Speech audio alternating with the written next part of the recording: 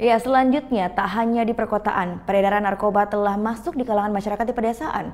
Tanggal hal ini, Badan Narkotika Nasional bentuk Desa Bersih Narkoba. Desa Budeng, Jembrana, Bali terpilih menjadi salah satu contoh desa bersih narkotika.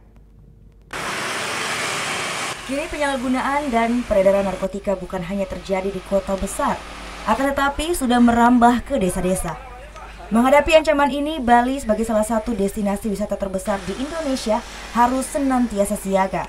Dalam pencegahan peredaran narkoba, Badan Narkotika Nasional bekerjasama dengan pemerintah Kabupaten Jembrana mencanangkan satu desa di Jembrana menjadi desa bersih narkoba.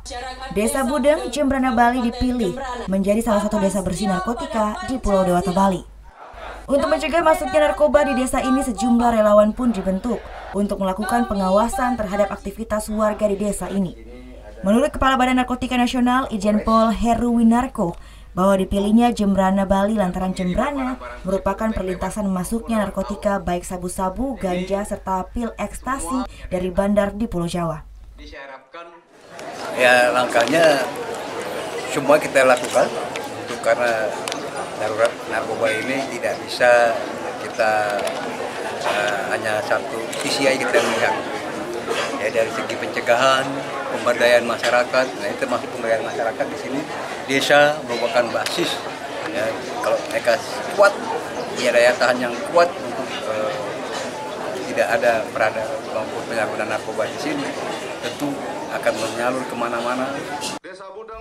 Dicanangkannya Desa Budeng sebagai desa bersih narkoba pun disambut gembira oleh masyarakat Desa Budeng.